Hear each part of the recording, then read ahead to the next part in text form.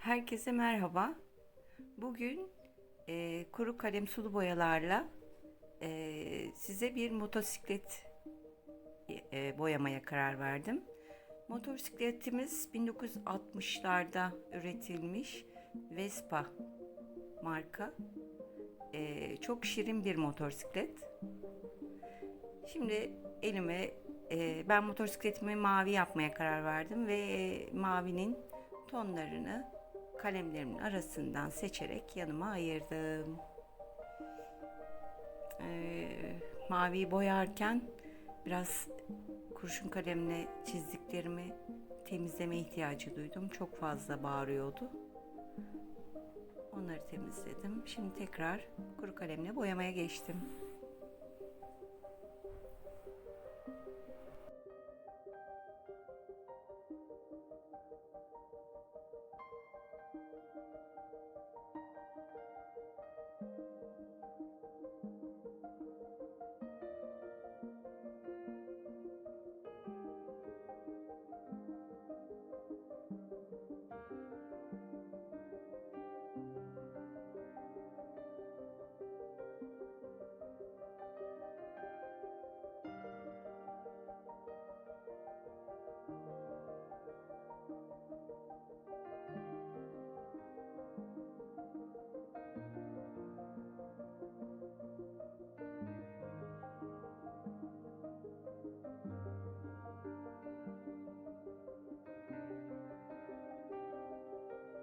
Kuru kalemlerimizle boyadığımız alanları bir fırçamızın yardımıyla ıslatıp sulu boya haline getiriyoruz.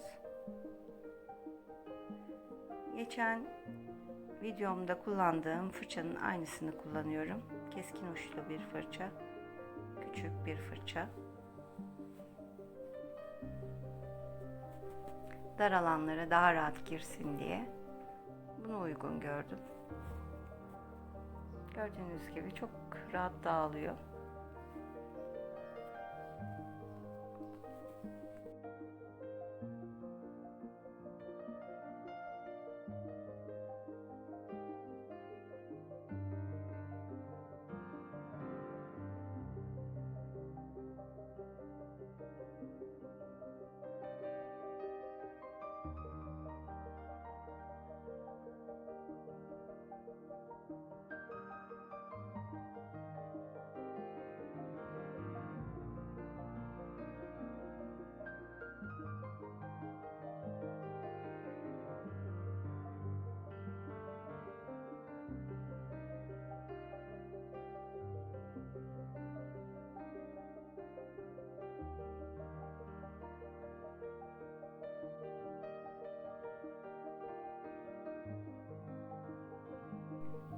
Işık gölgesini vermeye çalıştım.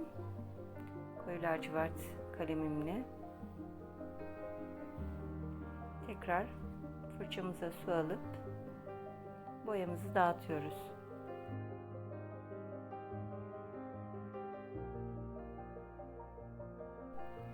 Bir yandan boyayıp bir yandan suyla dağıtıyorum ki siz de etkiyi görün diye. Hani komple boyamadım ilk önce kalemlerimizle. Böyle bölüm bölüm size sunuyorum.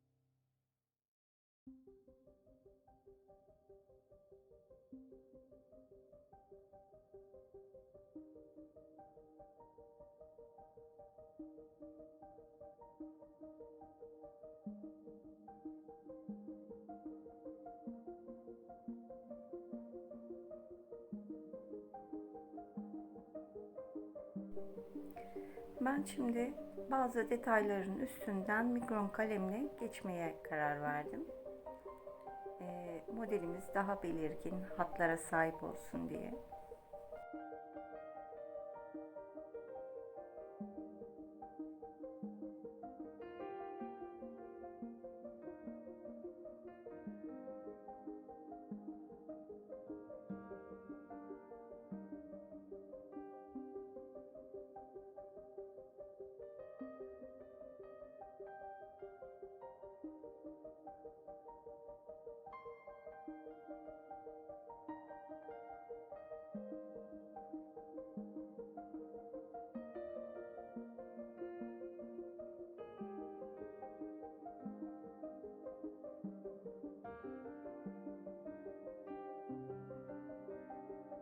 Siz bunu yapmayabilirsiniz de.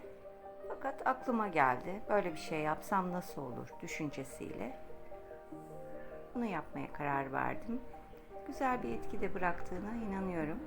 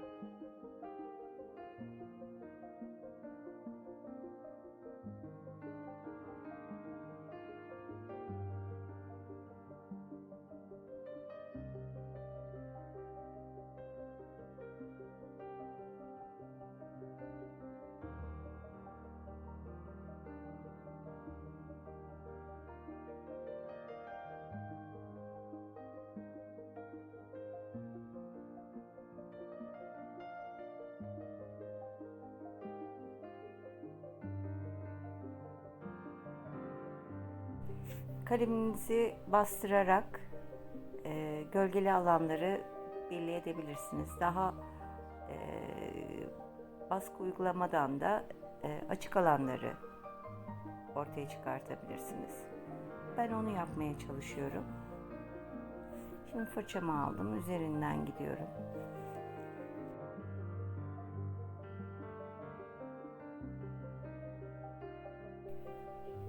Kanalıma abone olmayı unutmayın lütfen. Desteklerinizi bekliyorum. Beğeni ve yorumlarınızı.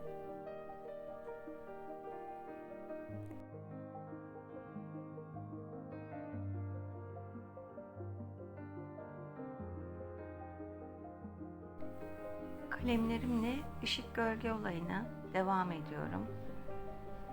Gölge düşen yerlere koyu renkli kalemlerimle boyuyorum ve fırçamla suyu yaydırıyorum gördüğünüz gibi.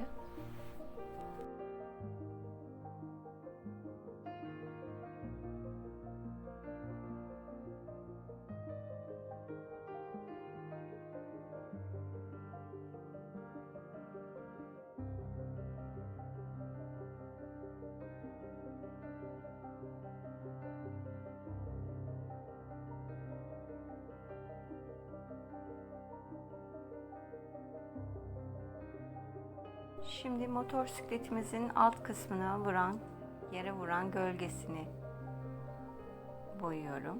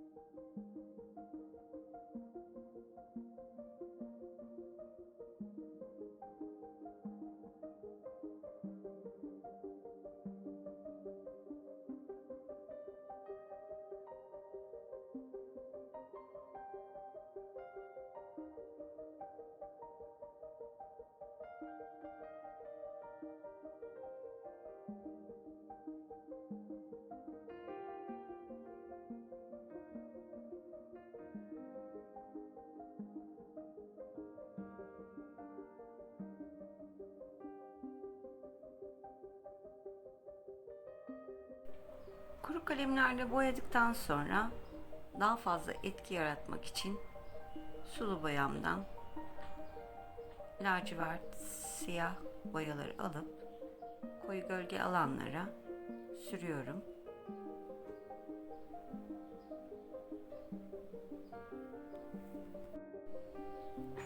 Böyle yapınca benim daha hoşuma gitti.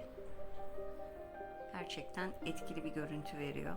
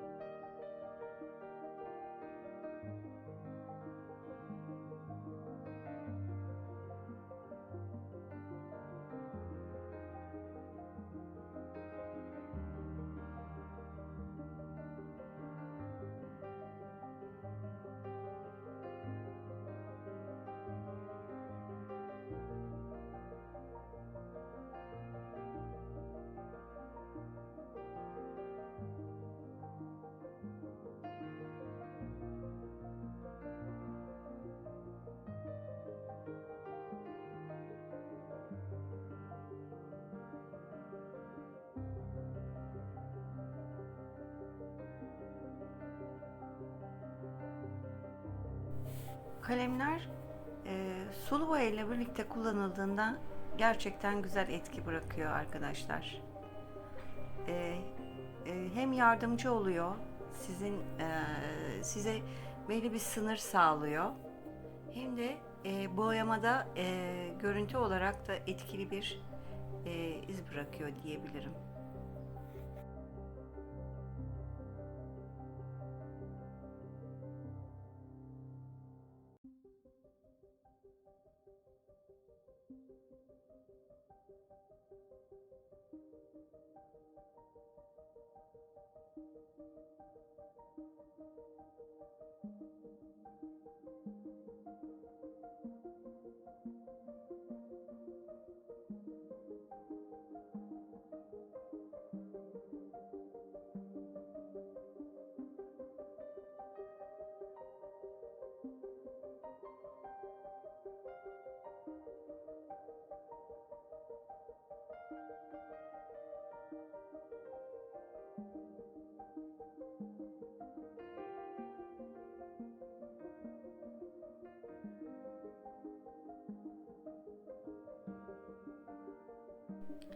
Ben kuru kalem sulu boya ile çalışmayı çok sevdim.